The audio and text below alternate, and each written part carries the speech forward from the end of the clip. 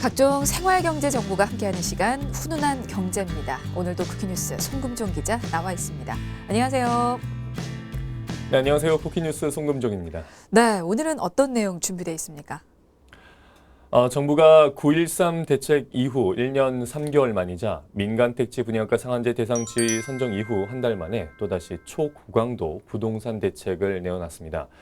지난 16일 고가주택 종합부동산세를 강화하고 투기지역과 투기과열지구에서는 시가 15억 원이 넘는 아파트 구매 시 주택담보대출을 규제하는 내용 등을 담은 주택시장 안정화 방안을 발표했는데요.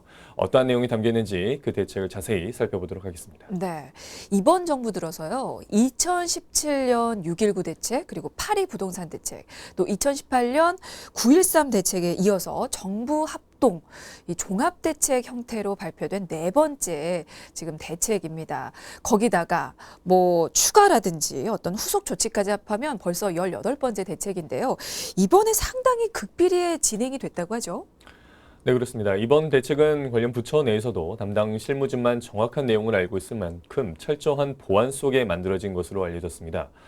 문재인 대통령이 국민과의 대화에서 집값 안정을 공언한 뒤에 청와대가 물밑에서 이 틀을 만들어서 각 부처에 하달을 했고 바로 2주 만에 정책이 만들어진 것입니다. 네, 사실 그동안 정부가 집값이 불안정할 때면 언제든지 추가 대책을 발표하겠다고 이 공언을 해왔지만 최근에 서울을 비롯한 수도권 집값 상승세에 대해서 침착한 어떤 태도를 보여왔었거든요. 그런 부분을 고려하면 정말 전격적인 깜짝 발표라고도 할 수가 있을 것 같은데 그러면 이번 대책이 나오게 된 배경도 좀 궁금하거든요. 어떻습니까? 네, 최근 분양가 상한제와 종합부동산세 과세라는 강력 조치에도 불구하고 서울 아파트 값이 24주 연속 상승을 했고요. 이 분양가 상한제 지정 이후에 되려 수도권까지 풍선 효과가 나타나는 등 부작용이 확산이 되자 결국 추가적인 대책 카드를 빼든 것으로 좀 볼 수 있습니다. 네, 여러 가지 대책이 나왔음에도 불구하고 지금 집값이 무섭게 오르고 있죠. 네, 집값 상승세가 서울을 넘어서 분양가 상한제 미지정 지역인 과천, 목동, 동자, 광명 등지는 물론 이 조정 대상 지역 해제 지역이었던 부산과 고양 등지로 좀 상승세가 확산되면서 예상보다 빠르게 대책을 내놓는 것으로 보입니다. 그렇군요. 관련 대책이 나오게 된 배경에 대해서 지금 살펴보고 있는데요. 또 어떤 이유가 더 있을까요? 최근 고가주택을 중심으로 한 실거래가 조사에서 이 갭 투자 거래가 증가하고 증여와 법인 설립 등을 활용한 투기성 매수가 증가한 것도 이 대책 마련에 불을 지핀 것으로 알려졌습니다. 네. 자, 그래서 이번 종합부동산 대책 발표도 이 언론의 발표 계획을 사전에 공지하지 않은 채 정말 기습적으로 이루어졌는데요. 시장에서도 지금 전혀 예상하지 못했던 발표였던 거죠. 네, 당초 종합부동산세 부과와 2020년 공시가격 인상 계획 발표 등 추가 규제 효과를 지켜본 뒤에 이 연말을 넘겨서 추가 대책이 나올 것이라는 것이 좀 시장의 예측이었는데요. 이런 예상을 빗나갔습니다. 그건 그만큼 정부 내부에서도 내심 현재의 주택시장 상황을 심각하게 판단한 것으로 볼 수 있습니다. 네, 자 그렇다면 이번에 발표된 종합부동산 대책에 대해서 그 내용 좀 자세히 살펴보도록 하겠습니다. 자, 정부가 발표한 주택시장 안정화 방안에는 일단은 투기지역 그리고 투기 과열 지역 주택담보대출 관리 강화 방안이 지금 담겨 있는데요. 어떤 부분에서 달라지는 겁니까? 네, 우선 투기 지역과 투기 과열 지구의 주택담보대출 관리가 강화됩니다. 이 시가 9억 원 초과 주택에 대한 담보대출 담보 인정 비율인 LTV가 추가적으로 강화되는데요. 현재는 투기 지역과 투기 과열 지구 주택담보대출 LTV 적용 비율이 40%지만 앞으로는 가계와 개인 사업자, 법인 등 구분 없이 모든 대출자의 투기 지역과 투기 과열 지구 주택담보대출에 대해서 시가 9억 원 기준으로 주택가격 구간별 LTV 규제 비율을 차등으로 적용하게 됩니다. 9억 원을 기준으로. 그러면 시가 9억 원 이하 주택은 어떻게 되는 건가요? 네, 9억 원 이하는 종전처럼 LTV 40%가 적용이 되지만 이 9억 원 초과분에 대해서는 LTV 20%로 대폭 낮아집니다. 네, 사실 이렇게 설명만 들어서는 이해가 좀 어렵기 때문에 예를 좀 들어보도록 하겠습니다. 투기 지역이나 투기 과열 지구에서 주택 가격 14억 원의 주택을 만약에 매입한다. 가정을 했을 경우에 기존에는 주택담보대출이 얼마나 가능했는지 일단 좀 살펴보고요. 이번 대책으로 인해서 그 한도가 얼마나 줄었는지도 좀 예를 들어서 살펴볼까요?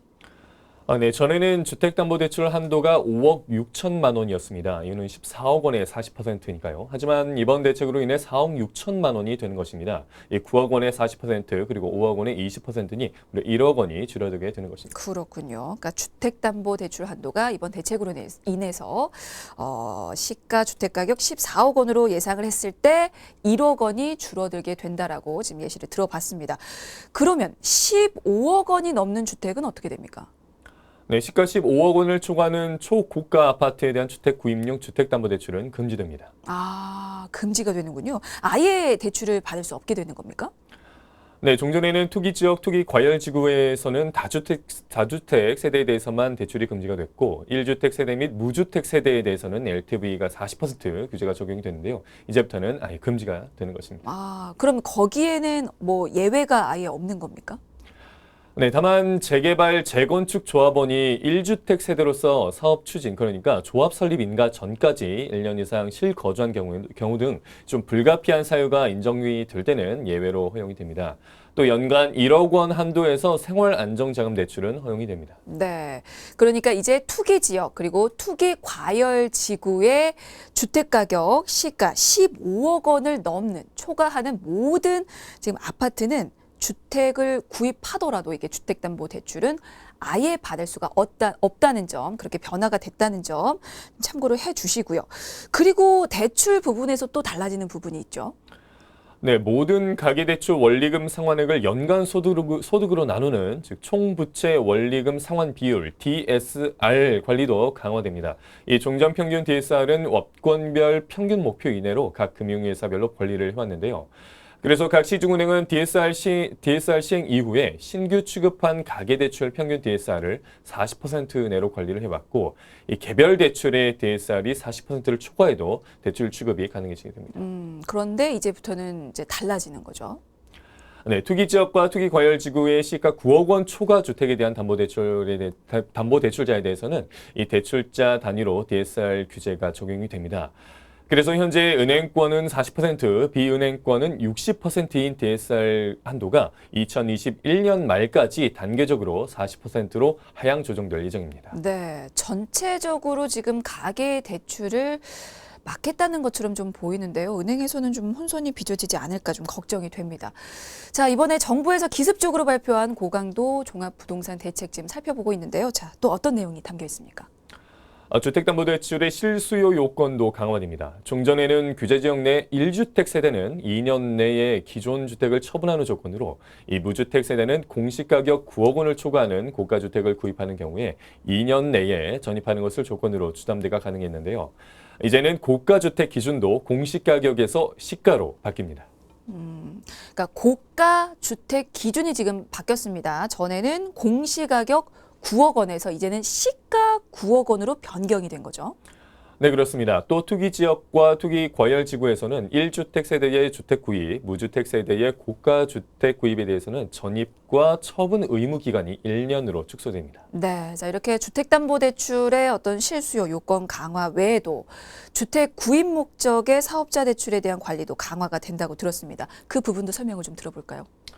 네, 지금까지는 주택 임대업과 주택 매매업 이외의 업종 영위 사업자에 대해서는 투기 지역 내에서 주택 구입 목적 주택담보대출 취급만 금지가 됐는데요. 하지만 이제부터는 투기 지역뿐만 아니라 투기 과열 지구까지 이 적용 범위가 확대가 됩니다.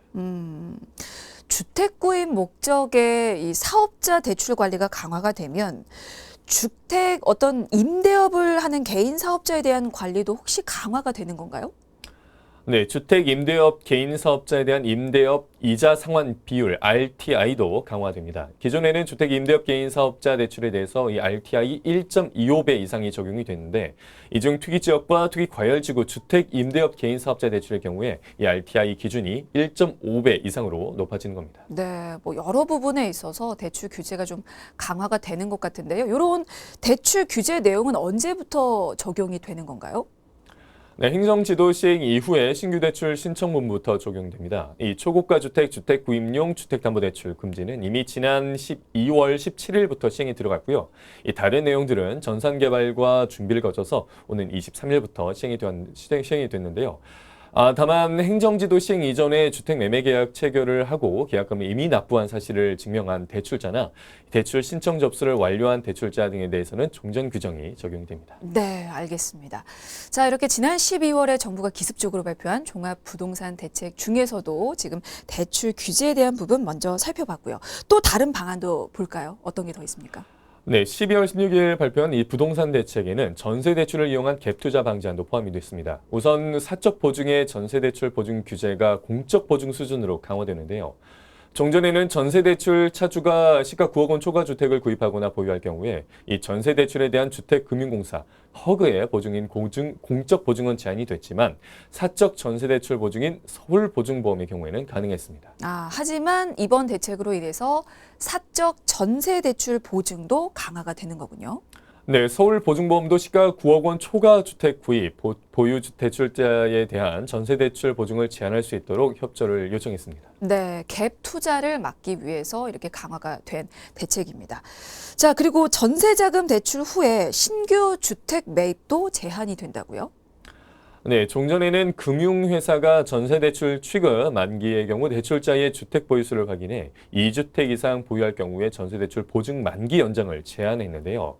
앞으로는 대출자가 전세대출을 받은 후에 시가 9억 원 초과 주택을 매입하거나 이 2주택 이상을 보유할 경우에 전세대출을 회수합니다.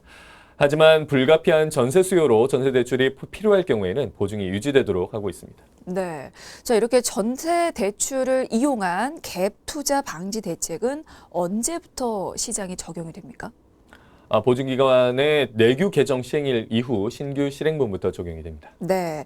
이번에 발표된 대책이요. 대출뿐만이 아니고 또 청약 과열을 막기 위한 대책도 포함이 돼 있다고 합니다. 이 부분도 좀 살펴보도록 하죠. 재당첨 금지 기간을 최장 10년까지 늘리는 강력한 규제가 포함되어 있습니다. 이 국토교통부는 분양가 상한제 대상 주택과 투기 과열지구에서 공급된 주택에 당첨이 될 경우에 10년간 조정 대상 지역에서 당첨되면 7년간 재당첨이 되지 않도록 할 예정입니다. 네. 사실 정부가 앞서서 이 청약 쇼핑족들을 막기 위해서 파리 부동산 대책을 통해서 재당첨 관련된 어떤 규제를 강화한 적이 있는데요. 이번에 다시 규제 수위를 좀 대폭 올린 것 같네요. 네, 공급 질서를 교란하거나 불법 전매가 적발된 이에 대해서는 주택 유형에 관계없이 10년간 청약이 금지됩니다. 그렇군요. 그 외에 청약 부분에서 또 달라지는 점이 더 있습니까? 기존에는 서울과 경기도 대부분 지역의 거주 요건은 1년으로 되어 있었는데요. 과천 등 수도권 일부 유망 지역에서 청약 1순위 자격을 얻으려고 전세 아파트를 찾는 투기 수요가 몰린다는 지적이 제기됨에 따라서 1순위 자격이 되는 거주 요건을 기존 1년에서 2년 이상으로 올리는 방안도 추진이 됩니다. 네. 뭐 이미 과천시 같은 경우는 외부인들이 청약 시장을 교란하고 있다는 주민들 민원이 상당히 많은 것으로 좀 알려져 있거든요. 네, 그래서 정부는 경기도 등과 협의를 통해서 투기과열 지구나 66만 제곱미터 이상 대규모 택지 지구 등지에 대해서는 거주 요건을 1년에서 2년 이상으로 확대할 방침입니다. 또 국토부 역시 청약 제도 개선을 위해서 주택 공급에 관한 규칙을 개정해 내년 3월에는 시행을 하고요. 국회 협조를 얻어서 주택법 개정도 추진할 방침입니다. 네. 뭐 이번에 상당히 고강도로 다양한 방안들이 담겨 있는데 앞으로 또 추가적인 대책이 더 나올 수가 있는 거죠. 네, 정부는 주택담보대출 추이와 대출 규제 우회나 회피 사례 등을 예의주시하면서 필요시에는 규제를 보완하고 강화하는 장치를 추가로 마련할 방침이라고 전했습니다. 네, 알겠습니다. 뭐 이후 시장 상황 더 살펴보시죠. 자, 훈훈한 경제 오늘은 여기서 마무리 짓겠습니다. 지금까지 쿠키뉴스 송금종 기자였습니다. 고맙습니다. 고맙습니다.